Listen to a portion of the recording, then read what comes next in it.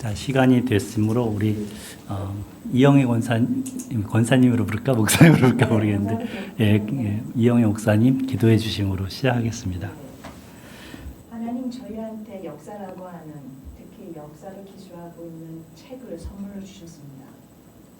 하나님 그곳에 하나님이 하신 일과 저희들의 모습이 있습니다.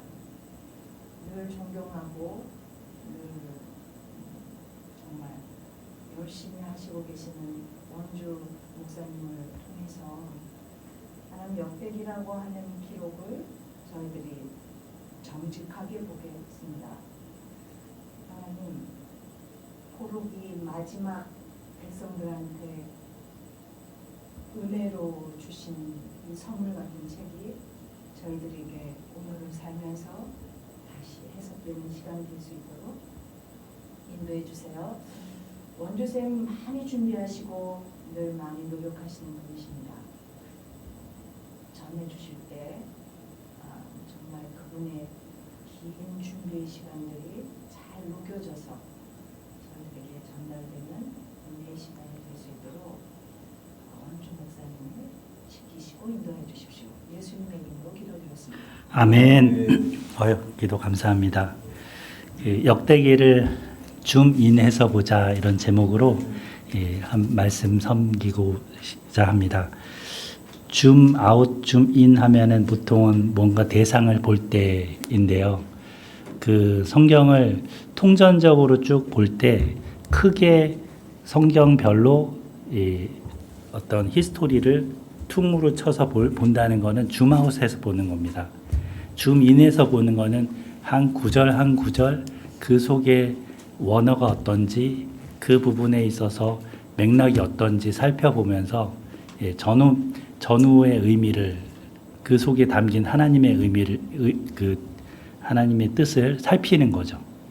그래서 오늘 제목을 이렇게 잡은 이유는 이제 역대기라는 부분을 성경 강좌를 통해서 이렇게 대략적으로 들으셨을 수도 있고 또 본인들이 이렇게 말씀을 섬기셨을 수도 있는데 지난 몇 달 동안 역대기 대화 설교를 하면서 그 부분을 이렇게 본문을 살펴보고 설교를 하다 보니까 제가 발견한 부분들을 이렇게 한번 나눌까 해서 이렇게 제목을 정했습니다. 역대기를 줌인해서 보자. 그래서 보통 그 역대기는 사무엘상하, 열왕기상하하고의 쌍둥이와 같은 그런 거지만 관점이 다른 거죠. 그래서 히브리 성경에서도 사무엘상하, 열왕기상하는 예언서에 들어가 있는 반면에 역대기는 케투빔 성문서에 들어가 있고 맨 마지막 부분에 들어가 있죠. 그래서 관점이 제사장적인 관점이다 이렇게 얘기합니다. 열왕기나 이런 거 보면 선지자적인 관점이라면 이렇게 관점 자체가 다르고 그 다음에 대상이 이 에레미야가 열왕기 상하를 썼을 거다라고도 추정을 하는데 이제 사무엘 상하는 누가 썼는지 알 수 없지만 이제 그 예언자들의 시각에서는 왕들을 볼 때 그들의 잘못한 점들, 하나님 앞에 바르게 산 점들, 이게 뭔지를 명확하게 얘기하는 겁니다. 그리고 포로기 전이기 때문에 왜 포로에 끌려갔는지를 보는 관점으로 기술을 하고 있는 거죠. 반면에 이 역대기는 포로에서 귀환하고 있는 그 공동체, 그리고 또 귀한 한 공동체를 향해서 쓴 책이죠. 그래서 맨 마지막 부분 역대하 마지막 부분에 보면 고레스 칙령으로 끝나게 되는데 에스라서 맨 앞 1장하고 맞물려 있어서 어찌 보면 그 당시에 에스라가 이거를 통으로 보았을 수 있다. 에스라 느헤미야서까지 역대기를 같이 이렇게도 봅니다. 그래서 포로 귀한 공동체에게 어떤 메시지를 우리가 역사 속에서 교훈을 찾고 전해줘야 될지 저자는 그거를 관심을 가졌을 거고 그 관점으로 쓰고 있는 거죠. 그래서 여기 보면 역대기를 다윗에 대한 제사장적인 관점 이렇게 놨는데 그 다윗을 기록할 때도 바세바 사건이랄지 압살롬의 반역이랄지 이런 부분은 지우죠. 솔로몬에 대해서도 마찬가지. 그래서 그런 관점을 본다는 거고요. 역대기에서 우리가 제일 가장 인상 깊게 읽거나 또는 찬양으로 이렇게 들었던 구절이 이 역대하 7장 죄송합니다. 기침이 간간히 나와서 양해해 주시기 바랍니다. 역대하 7장 14절 말씀인데요. 우리 같이 한번 읽어보겠습니다. 화면 보시고 읽으셔도 됩니다. 시작. 내 이름으로 일컫는 내 백성이 그들의 악한 길에서 떠나 스스로 낮추고 기도하여 내 얼굴을 찾으면 내가 하늘에서 듣고 그들의 죄를 사하고 그들의 땅을 고칠지라. 아멘. 예, 역대기에 흐르는 그 큰 메시지 중에 하나입니다. 그래서 하나님의 백성, 하나님의 이름으로 일컫는 하나님의 백성 또는 온 이스라엘이라는 이름으로도 얘기합니다. 온을 붙여요. 올, 모든 이스라엘. 하나님의 백성. 온 이스라엘은 북왕국, 남왕국 다 포함하고 있죠. 그래서 그 백성이 악한 길에 있는데 그 악한 길에서 회개하고 돌이켜서 하나님을 찾으면 하나님은 용서하시겠다는 겁니다. 앞서 사무엘 상하에서는 그런 얘기가 별로 없죠. 열왕기 상하에서는. 근데 이 역대기에서는 이게 굉장히 강조가 돼 있고 아무리 악한 왕이라도 선지자를 통한 하나님의 말씀에 귀 기울여서 듣고 응답해서 회개하면 하나님이 용서하시고 복을 내려주십니다. 심지어는 열왕기서에서 얘기하는 바벨론에 멸망한 이유가 므낫세라는 한 왕의 굉장히 악한 통치 때문에 요아스가 아무리 그 나라를 살려보겠다고 애썼어도 그 나라가 멸망했잖아요. 근데 이 역대기에서는 므낫세라도 회개하면 하나님이 어떻게 하는지를 역대하 33장에 기록해 놓고 있죠. 그래서 33장 10절부터 17절까지를 보면 므낫세하고 그의 백성에게 하나님이 말씀하셨지만 듣지 않았다. 근데 11절 보면 그래서 아시리아 왕이 이제 쳐들어왔고 므낫세를 사슬로 묶어서 바벨론으로 끌고 갔다. 그 가운데 그는 고통을 당해서 하나님께 간구했다. 조상의 하나님 앞에 아주 겸손해졌다. 그리고 그가 기도했더니 하나님이 그 기도를 받으시고 그 간구하는 것을 들어주셔서 그를 예루살렘으로 돌아오게 하시고 다시 왕이 되어 다스리게 하셨다. 그제서야 므낫세는 주님만이 여호와께서 하나님이시라는 것을 깨달았다. 이렇게 나옵니다. 이 기록은 열왕기서에는 없는 내용이죠. 그리고 이 사람이 돌아와서 한 일이 14절 이후 부분이거든요. 여러 성들을 자기가 과거에 그토록 우상을 만들고 했던 것들을 다 회파하고 하나님의 그 전을 다시금 수리하고 이런 것들을 하는 것으로 남은 인생을 살아요. 이 사람 인생 통치 기간이 꽤 긴데 어느 시기에 붙잡혀 갔다가 얼마 정도 이거를 했는지는 알 수가 없어요. 그렇지만 므낫세의 말년기 기간이죠. 근데 므낫세 죽고 나서 아들이 아몬이잖아요.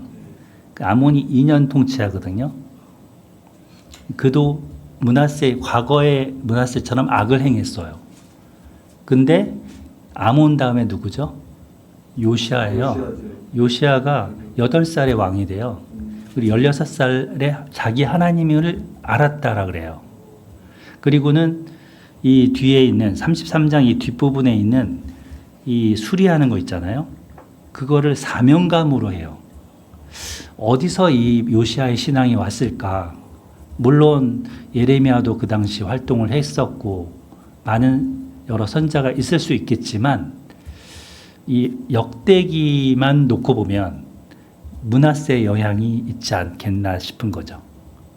므낫세의 이런 그 회복에 대한 것들을 어린 요시야가 보지 않았겠나. 예, 그러다가 이제 그는 바로 느고에서 또 죽게 되는데 그런 것들을 한번 되짚어 보게 됩니다. 예.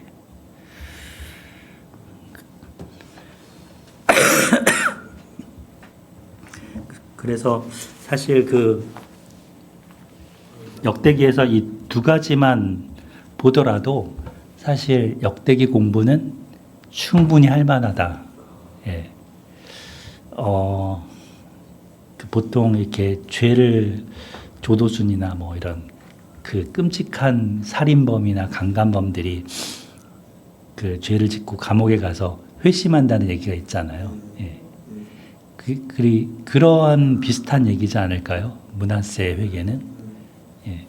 그래서 하나님은 자기 백성, 그 백성이 회개하고 돌이키는 것에 대해서 자비와 긍휼이 무궁하시다라는 생각을 갖게 하는 부분입니다. 네. 역대기의 상과 하, 역대상, 역대하 이렇게 두 개로 나뉘는데 크게 역대상은 1장부터 9장까지 족보로 이루어져 있죠. 그리고 10장부터 이제 9장 말미부터 이제 그 28장까지는 다윗의 통치기를 다루고 있습니다. 그리고 역대하를 들어가면 솔로몬의 통치기로 시작해서 10장부터 이제 마지막까지 남유다 중심의 왕들의 통치를 다루고 있죠. 북이스라엘의 왕들은 남유다 왕들이 관계가 될 때만 언급이 되고 그다지 관심에서 사라집니다. 그래서 그 뒷부분에 대한 것들을 이렇게 왕들을 볼 수가 있죠. 두 부분으로. 그래서 열왕기하고 비슷하지만 다른 역사서고요. 여러 가지 본문은 중복되는 게 한 50% 됩니다. 근데 빠진 부분 보충하는 의미는 아니라는 거죠. 또 다른 관점과 그 대상들을 향해서 역사를 통해 하나님의 메시지를 전해주는 겁니다. 하나님의 그 자비가 얼마나 큰지. 그래서 그 하나님을 믿고 여러분들 사세요. 네. 그리고 무엇보다도 맨 마지막 장, 역대상 맨 마지막 장 한번 보겠습니다. 역대하 36장 마지막 부분 22절, 23절 우리 이석호 목사님 한번 읽어주실까요? 역대하 예, 구약성경 711쪽 36장 예, 22절, 23절 12절 23절 읽겠습니다. 예, 바사의 구레스왕 원년에 여호와께서 예레미야의 입으로 하신 말씀을 이루시려고 여호와께서 바사의 구레스왕의 마음을 감동시키시네. 잠시만요. 거기 읽으실 때 에스라서 1, 2장은 여러분들은 눈으로 한번 보시고 이석구 목사님은 그 역대기를 읽어주세요. 예. 지금 다시 한번 읽어주세요. 예. 22절 23절 바사의 고레스왕 원년에 여호와께서 예레미야의 입으로 하신 말씀을 이루시려고 여호와께서 바사의 고레스왕의 마음을 감동시키시네. 그가 온 나라에 공포도 하고 조서도 내려 이르되 바사왕 고레스가 이같이 말하노니 하늘의 신 여호와께서 세상 만국을 내게 주셨고 나에게 명령하여 유다 예루살렘의 성전을 건축하라 하셨나니 너희 중에 그의 백성된 자는 다 올라갈지어다. 너희 하나님 여호와께서 함께 하시기를 원하노라 하였더라. 네, 감사합니다. 약간 1절부터 4절까지 에스라서 1장에 1절부터 4절까지가 중복돼 있죠. 똑같지는 않지만 거의 칙령을 거의 그대로 담고 있습니다. 그래서 이 맨 마지막 부분 이렇게 하신 이유는 곧 이게 역대기를 듣는 사람들의 사명이라는 겁니다. 역대기를 지금 1차적으로 듣는 사람들은 고레스 칙령을 듣고 그것에 응답해서 포로에서 돌아왔고 이제 성전을 건축해야 됩니다. 그리고 그 자신들의 위치는 하나님의 백성인 거죠. 그죠? 그래서 그 너희 중에 그의 백성된 자는, 백성이 된 자는 그렇게 하라. 그래서 성전을 건축한다는 겁니다. 그리고 하나님이 함께 한다는 약속으로, 임마누엘의 약속으로 이렇게 시작합니다. 그러면 성전을 건축하려면 뭐가 필요합니까? 성전을 건축하려면 여러분들은 뭐 재료를 생각할지 모릅니다. 하지만 중요한 거는 믿음과 순종 정신이죠. 예. 그래서 그 어떠한 마음으로 할 것인지에 대한 부분을 역대기는 얘기하고 있어요. 그리고 또 중요한 건 뭘까요? 성전이 꼭 필요한 것. 레위인, 제사장들, 찬양하는 자들, 이런 사람들이죠. 그러면 그것을 돌이켜서 이렇게 어떻게 해야 될지 모델이 되는 게 다윗 때와 솔로몬 때죠.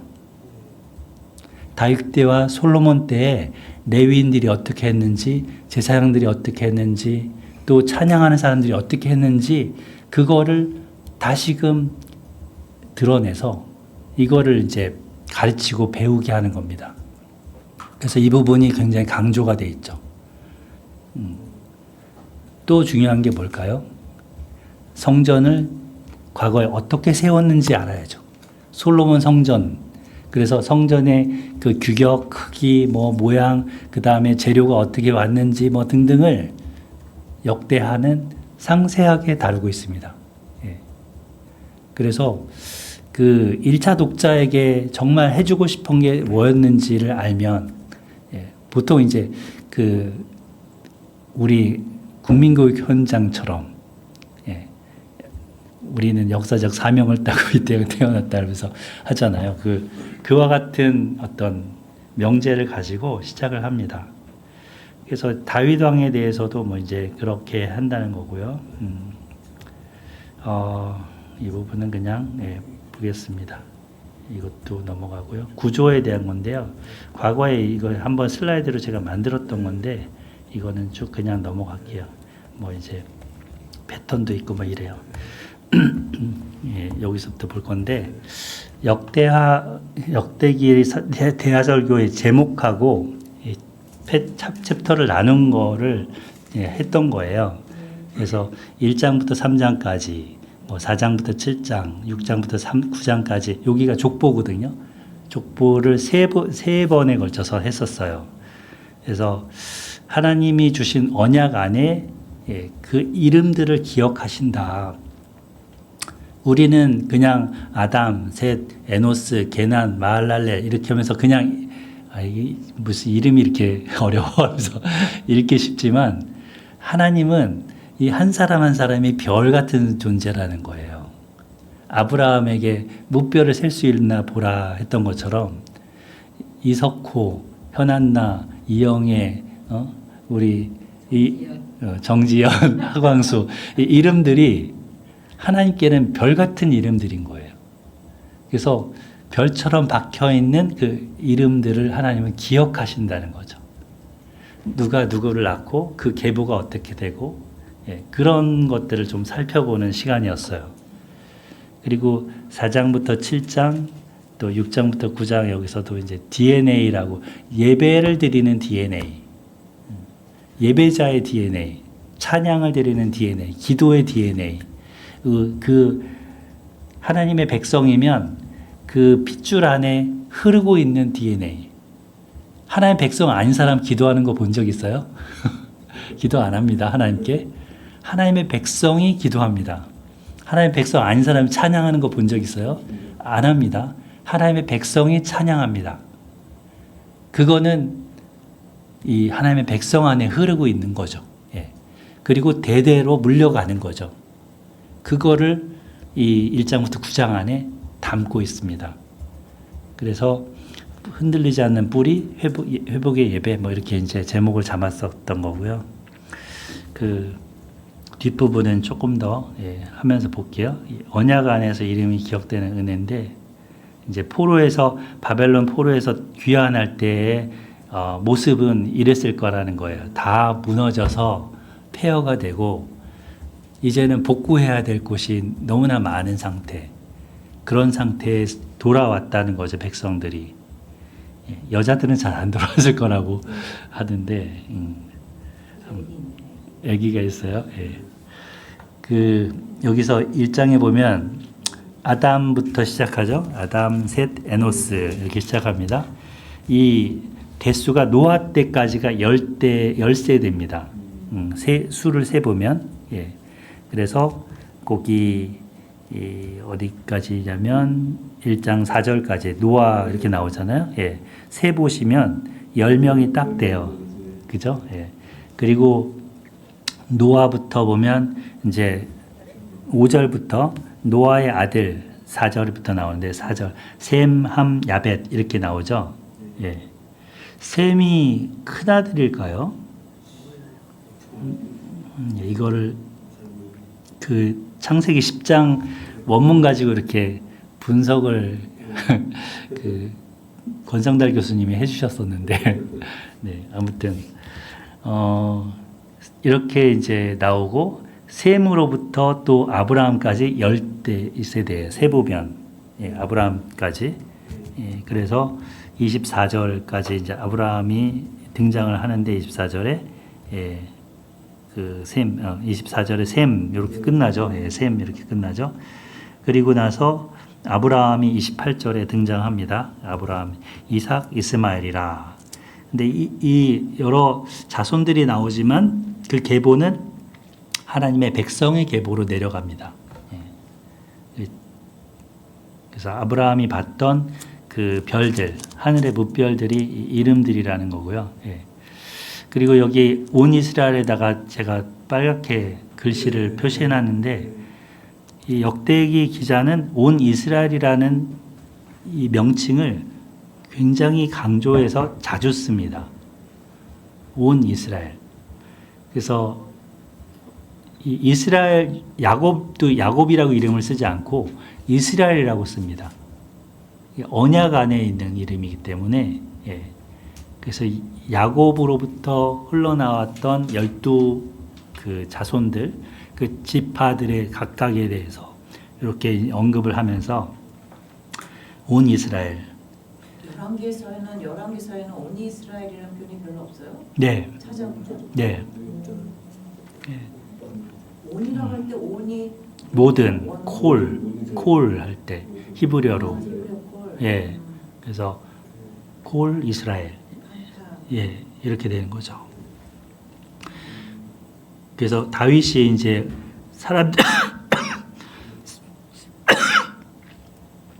사람들을 모을 때도 온 이스라엘을 모았다. 온 이스라엘을 다스렸다. 또 28장에 보면 온 이스라엘의 왕을 삼았다. 이런 식으로 온 이스라엘의 왕이 되었다. 이게 그 전 이스라엘 이런 표현을 쓰죠. 그래서 이게 하나의 큰 나무와 같이 밑에 아담부터 시작해서 노아, 아브라함께서 떨쳐나왔던 여러 가지들, 그 가지들이 19장까지의 그 족보 안에 쭉 있는데 각각이 하나의 이파리이기도 하지만 그 가문들이 있죠. 그 가문들이 쭉 열거가 됩니다. 그 열거 그냥 되지 않고 유다 지파 중심으로 얘기를 하고 있죠. 특히 다윗 왕조 중심으로. 그래서 이제 2장에 보면 야곱의 12아들 했는데 이것도 야곱이라고 쓰지 않죠. 이스라엘의 아들은 이러하니 이렇게 하면서 나오죠. 그죠? 그리고 유다의 아들, 베레스의 아들 이런 식으로 언급이 되면서 그 어디냐 갈렙 뭐 이런 사람도 나오고요. 유다 지파니까 갈렙 자손들이 좀 이제 반복이 돼요. 그래서 라헬이 별로 안 예뻐요. 그래요? 그림이라서 그러게요. 실제로 어떻게 네. 옷을요. 예. 하여튼 유다가 이제 이 통치자의 지팡이 곧 통치자로서의 왕권을 가지고 있는 거로 예언을 받았었고 야곱의 유언 안에 또 그 계보를 잇게 되고 있습니다. 이 중간에 끊길 수도 있었는데 이제 그 다말의 이제 그 두 쌍둥이 그 중에서 또 베레스를 통해서 이게 이어지게 되고 또 나중에 라합에게서 베레스 누구죠? 보아스가 나오고 보아스가 룻에게서 이런 식으로 이어지죠. 예. 그래서 이 계보가 이어진다는 거. 그래서 이 뒤에 보면 이 유다지파 족보 2장 안에 보면 이 베레스의 아들 요게 강조가 됩니다. 베레스의 아들 중에 이제 여라무엘이라는 사람이 있나 봐요. 여라무엘 자손이 그 가운데 위치하면서 앞뒤로 갈렙의 자손이 이렇게 언급이 되고 있어요. 그래서 이게 약간 봉투처럼 이렇게 쭉 우리는 보통 보면 열거를 쭉 해나가야 될 것 같은데 어떤 중심되는 인물이 있으면 그걸 쌓으면서 이렇게 얘기를 하는 그런 히브리적인 그 기술 방식이 있는 거죠. 예. 이게 이제 엄청난 그 족보인데 유다의 가문입니다. 이게 다. 예, 유다의 가문 엄청나죠. 그래서 여기 보면 빨간 게 이제 쭉 있는데 이 중에 빨간 거 중에 여라무엘 가운데 람이 있고 그 다음에 그 밑에 쪽으로 쭉 있으면서 다윗이 여기 있고 솔로몬이 있고 있죠. 근데 야베스가 여기 예, 언급이 있어요. 예, 살짝 나와요. 예, 예, 4장에 나옵니다. 4장 9절인가요? 9절 10절. 예, 예, 이렇게 나오죠. 그 다음에 이제 그 중간중간 보면 다윗의 계보하면서 다윗의 왕가에 대해서 예, 끝까지 언급이 쭉 되고 전체적인 인물들이 소개가 되는데 이거는 그 이렇게 오르락 내리락 하는 뭐 이런 식으로 표시하는데 하여튼 그렇습니다. 예. 그래서 여기가 1장부터 3장까지인데 이제 그 족보 안에 몇 가지 한번 보시면 3장 한번 15절 보실까요? 15절. 예, 3장 15절 보시면 우리 하광수 목사님 읽어주실까요? 요시야의 아들들은 맏아들 요하난과 둘째 요야김과 셋째 시드기야와 넷째 살룸이요 요야김의 아들들은 그의 아들 요고냐 그의 아들 시드기야요. 이 요시아의 아들들이 몇 명이죠? 4명이죠. 4명이죠. 근데 요시아 다음에 아들이 누가 왕위를 갖게 되죠? 여호아하스가 17대 왕인데 여기 이름이 좀 애매하게 써 있어 갖고 여호야긴, 여호야김, 여호야긴, 시드기야. 여기 맨 마지막에 여호아하스, 여호야김, 김, 여호야긴, 시드기야 이렇게 되죠. 예. 자, 거기에다가 한번 표시도 해 보시면 좋겠어요. 살룸이 곧 누구죠? 살룸이 여호아하스죠. 한 명이 손자예요. 여호야긴이 손자 여고냐. 16절에 있는 사람이 여고냐. 예. 손자예요. 그죠? 16절에 있는 예. 여고냐가 손자예요. 예. 그리고 이제 삼촌 시드기야가 마지막 왕인 거죠. 예. 그래서 요게 이제 좀 헷갈려 갖고 맨 마지막 왕들이 정리가 필요하다 싶어서 예, 말씀을 드리는 거고요. 예. 제가 여기 11년 3개월 맞아요. 11년 3개월. 예. 자, 그다음에 4장을 보면 이제 처음에 말씀드렸던 그 기도의 DNA, 찬양하고 예배하는 DNA는 하나님의 백성에게 흐른다. 이것이 계속해서 자손들에게 흘러내려간다는 거죠. 예. 그래서 이 가운데 있는 레위의 자손들이 그런 찬송을 드리는 우리 이석고 목사님처럼 찬양의 리더들 이런 사람들이 언급이 됩니다. 그래서 그 6장에 이제 언급이 되는데 먼저 그 전에 야베스의 기도를 한번 보시면 4장 9절 야베스는 그의 형제보다 귀중한 자라 그의 어머니가 이름을 하여 이르되 야베스라 하였으니 이는 내가 수고로이 낳았다 하였더라. 이때 이제 히브리어를 보시면 야베츠 이렇게 돼 있죠. 야베스가 야베츠 이렇게 돼 있죠. 이렇게 보면 야베츠. 예. 근데 요 뒤에 글자를 두 개를 뒤집어 보시면 오체부가 돼요. 요거 빼고 요 뒤에 두 글자를 바꾸면 오체부가 되는데 이게 이 수고로이라는 단어의 뜻이에요. 수고로이. hardship, pain, distress.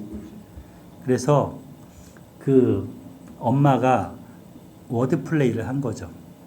내가 고생해서 낳았는데 나는 오체부에서 낳았지만 너는 그거 뒤집어서 이 단어를 뒤집었잖아요.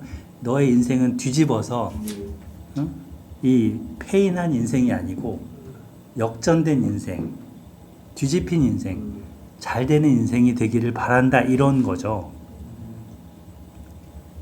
그리고 야베스는 이스라엘 하나님께 기도했다는 거예요. 그걸 기도했다는 거예요. 하나님 내게 복을 주시려거든 지역을 넓혀주시고 나를 도우셔서 환난을 벗어나 근심이 없게 하옵소서. 근데 이 기도가 왜 여기 갑자기 들어갔냐? 이게 온 이스라엘의 기도의 DNA라는 겁니다. 뒤에 나오는 여러 왕들도 환난 가운데 하나님께 기도했을 때 하나님은 이렇게 도우신다는 거죠. 도우시는 하나님. 그리고 그 기도하는 자에게 하나님은 허락하시고 그렇게 이루신다. 그 메시지를 이 족보 안에 넣어 놓은 거죠. 그래서 이 뒤에 역대하에 있는 여러 왕들의 기도들이 굉장히 많이 나오는데 이 야베스의 기도랑 맞닿아 있습니다. 기도를 들어주시는 하나님이라는 표현도 되지만 이렇게 기도를 해야 된다고 하는 그 당위성? 당위성도 그렇죠. 그래서 기도들이 굉장히 많이 나온다고 했는데 여기에 이제 열거를 했어요. 역대상의 16장 29장의 다윗의 기도, 역대하 6장 7장의 솔로몬의 그 성전 봉헌 기도, 아비야의 기도, 아사의 기도는 또 유명합니다. 아사의 기도에 보면 강한 자와 약한 자 사이에 주밖에는 돕는 이가 없습니다. 우리를 도와주세요. 우리는 주님을 의지합니다. 많은 무리가 치러 왔지만 여호와는 우리 하나님이시니까 원하건대 사람이 주를 이기지 못하게 하옵소서. 사람이 주를 이기지 못하게 하옵소서. 아무리 사람이 세력이 크건 능력이 크건 하나님 이기지 못하게 해달라. 유명한 기도죠. 하나님이 그 기도대로 응답하십니다. 그리고 여호사밧의 기도. 이 기도에 보면 우리는 주를 대적할 능력도 없고 어떻게 할 줄을 알지 못하옵고 오직 주만 바라보나이다. 이게 조금 이상하네요. 20장 역대하 20장 한번 다시 찾아볼까요? 좀 오타간 것 같은데 10장 5절부터 네네. 여기 12절에 보면 우리 하나님이여 그들을 징벌하지 아니하시나이까 우리를 치러오는 이 큰 무리를 우리가 대적할 능력이 없고 이렇게 되네요. 그렇죠? 주르리라는 말이 좀 잘못됐네요. 그러니까 우리가 이제 저 적들을 대적할 능력이 없다는 거예요. 그죠? 그래서 대적할 능력도 없고 어떻게 할 줄도 모르겠습니다. 오직 주님만 바라봅니다. 이런 기도죠. 그리고 히스기야의 기도, 또 므낫세 왕의 기도 아까 처음에 읽어드렸던 그래서 이 기도들은 이 야베스의 기도와 맞닿아 있습니다. 여러분 기도 삶이시죠? 기도가 호흡이시죠? 아멘. 근데 정말 기도를 좀 잘 안 해요. 네. 그러니까요. 그냥 반성해. 나는 반성해. 저도요. 목사님 저녁에 평상시에 기도를 안 해놓으면 하나님이 급한 일이 생기기 위해서라도 기도시킨다고 너무 무서워. 코너에 몰아넣으셔서. 그렇게라도 빌린 기도. 그래서 역대기를 보면서 기도를 배웁니다. 아멘. 예. 예. 기도. 그래서 기도가 잘 어떻게 할지 모르겠다 그러면 이 기도를 읽으면 돼요. 아멘. 원하건대 사람이 주를 이기지 못하게 하옵소서 이렇게 기도문을 읽으시고 네. 오직 주님만 바라봅니다 이렇게. 아멘. 네. 그리고 4장에 잠깐 언급된 게 이제 흩어진 시므온 족속이 잠깐 세일산은 뭐를 뜻하냐면 이방 땅, 애굽은 이방입니다. 그래서 하나님의 백성으로서부터 벗어나서 멀리 가버렸다.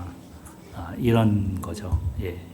시므온 자손들이 유다 지파 안에 들어와 있었다가 이렇게 거기 세일산으로 가버려서 거기 살고 있더라.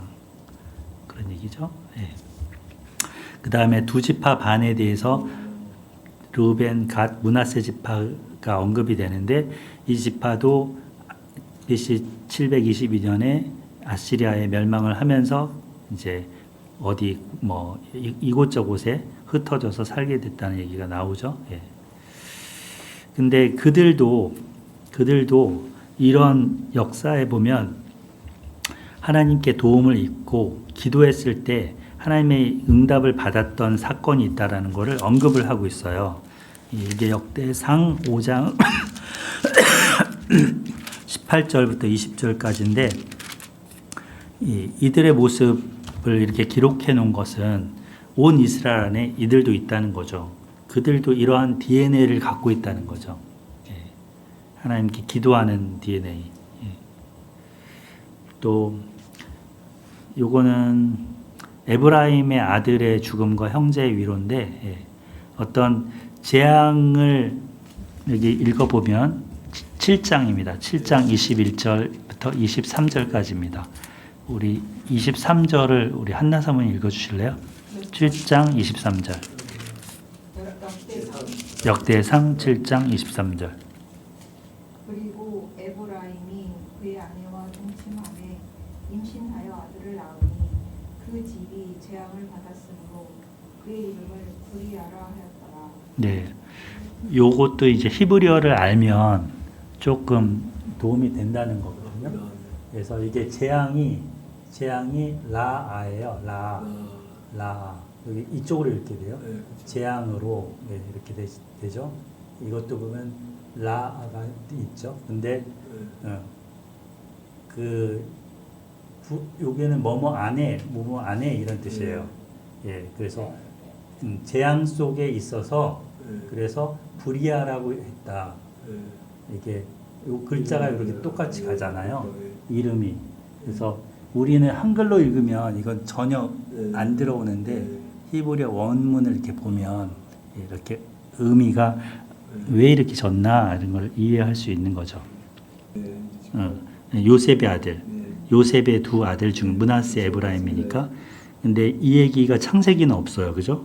창세기는 없는데 이렇게 아들을 낳았고 재앙이 있어서 이름을 부리아라 졌고 뭐 이런 얘기들을 언급을 해놓고 있습니다. 어떤 문헌에서 참고를 했는지는 알 수가 없죠. 예.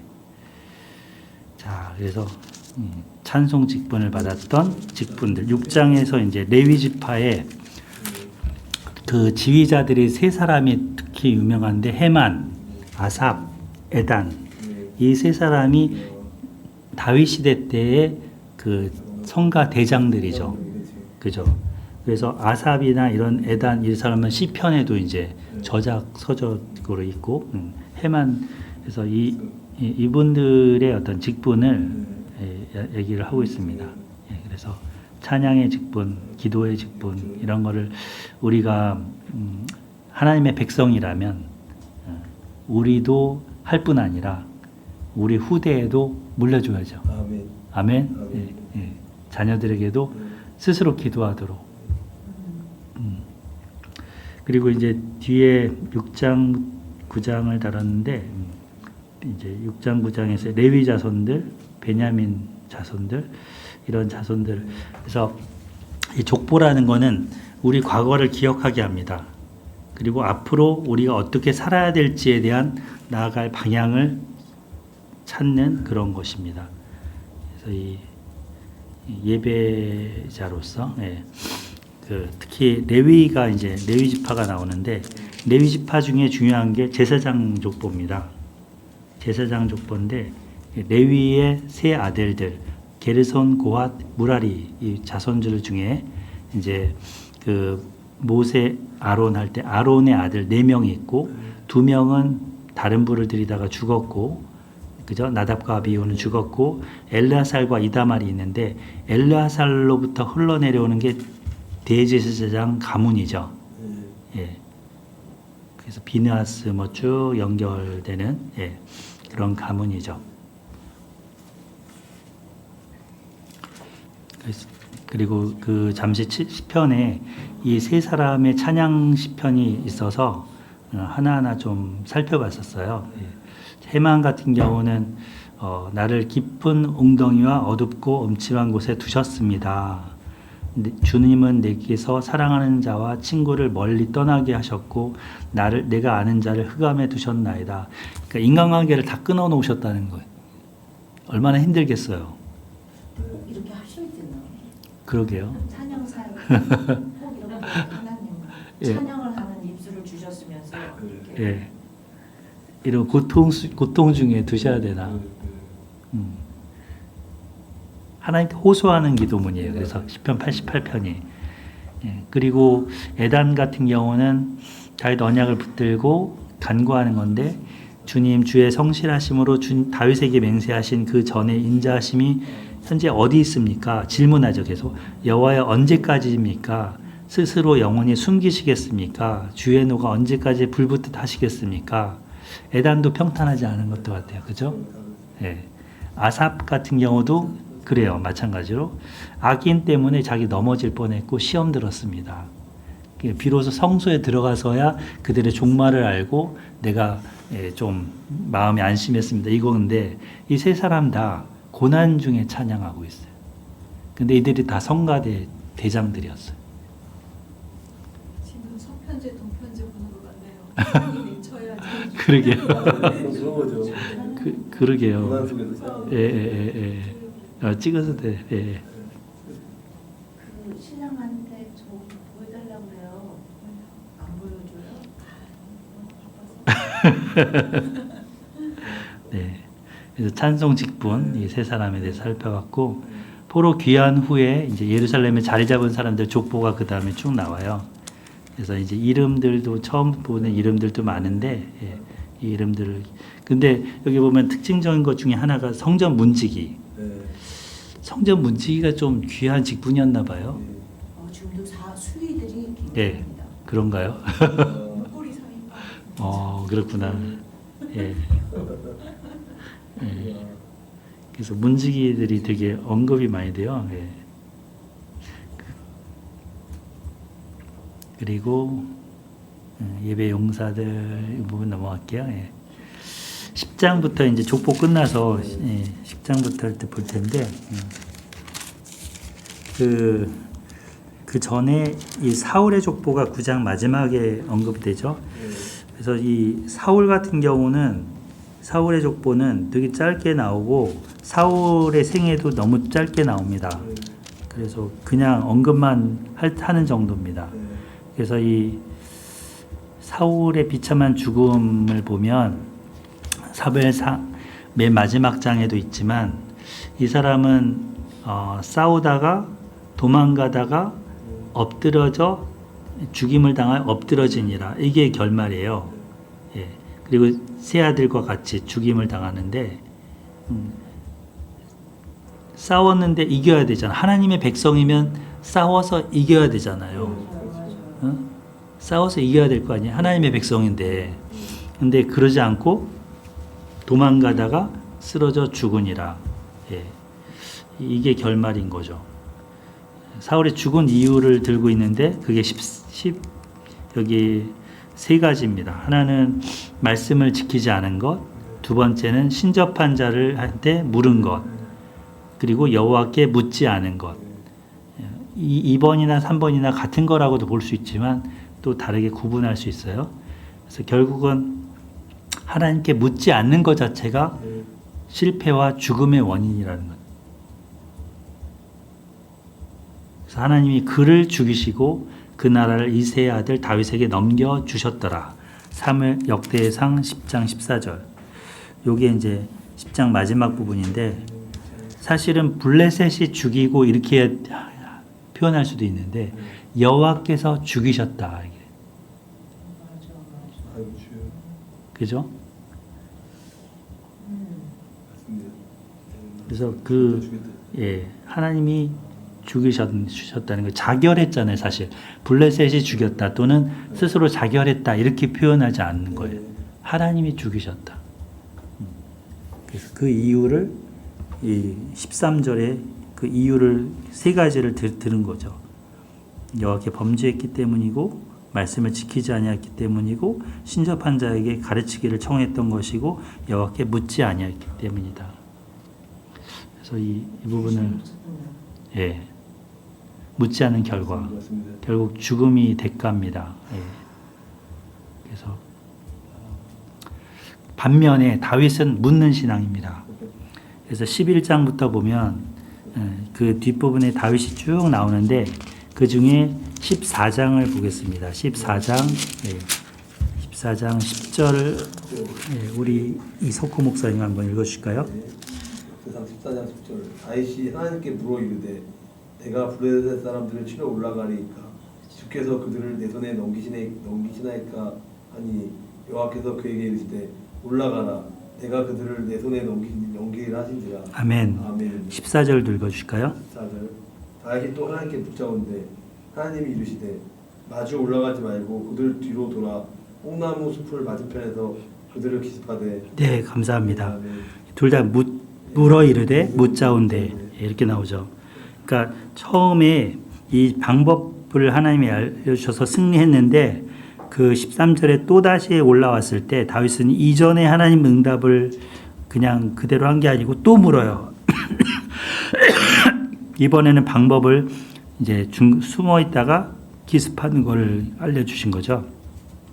그래서 모든 상황 속에 먼저 하나님께 방향을 묻는 다윗을 배울 수 있습니다. 그래서 이 하나님이 다윗에게 뿅 간 거는 다윗의 마음이 뺏긴 이유는 이거죠.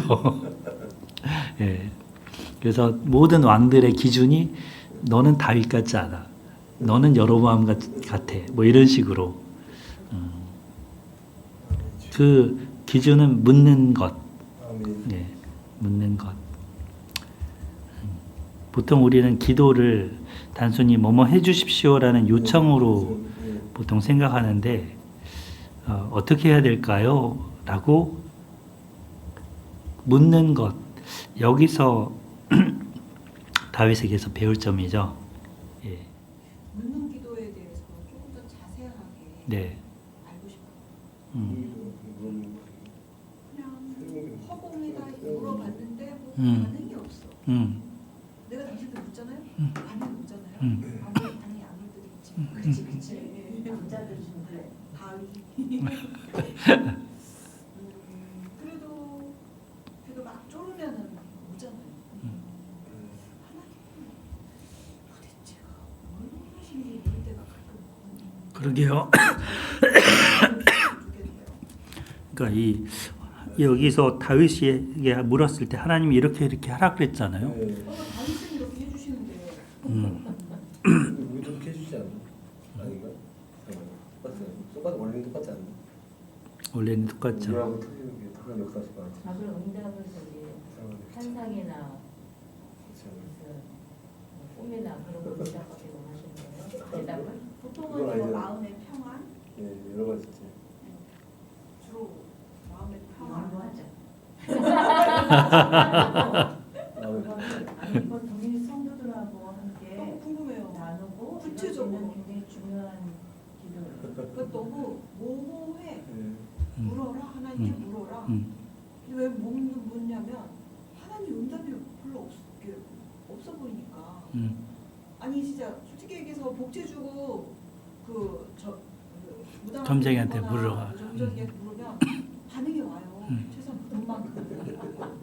근데 하나님 앞에 가서 기도를 하고 막 금식을 하고 뭐 해도 반응이 없을 때가 없어 보일 때가 있고 기다리라고 기다리면 무응답도 응답 이런 식으로 얘기해요. 무응답도 응답. 마음의 평안이 있을 때까지 기다리세요. 이런 것도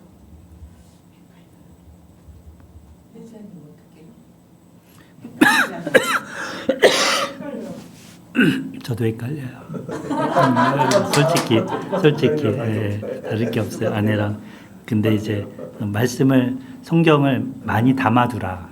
맞아요. 그래서 그 말씀이 기억나게, 성경의 말씀이 기억나게 되는 그것이 곧 말씀의 응답이라고 저는 현대 시대에는 현재 신약 시대에는 그거라고 생각을 합니다. 예. 어떤 분도 그 얘기하더라고. 하나님 응답 주시기 전에 말씀을 먼저 주시고. 그러니까 이미 다 줬어. 그런데 이거 덮어놓고 계속 허공에다가 구하지 말라 이런 말 하잖아요. 예. 응? 근데 그래서 잘못 이 신비주의로 나가는 경우들이 그런 성경 덮어놓고 그런 걸 구하기 때문에. 그런 기준은 그냥 마귀가 좋아하는 건지 아니면 하나님이 좋아하는 건지 그냥 거기에서 구별해서 그래서 우리가 사랑이나 이런 온유나 자비나 긍휼로 우리가 결단하고 그런 쪽으로 생각하면 이게 바로 하나님이 아니고 생각하면서 그럴 수 그냥 있어요. 생각하면 그리고 아니면은 우리 저기 애기한테도 이거 하나님이 기뻐할까 마귀가 기뻐할까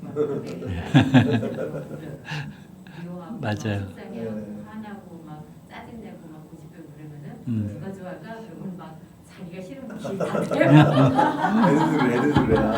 애들도 그래요. 애들도 구별하고 지금 하나님 뜻대로 하고 싶지 않다는 그런 메시지.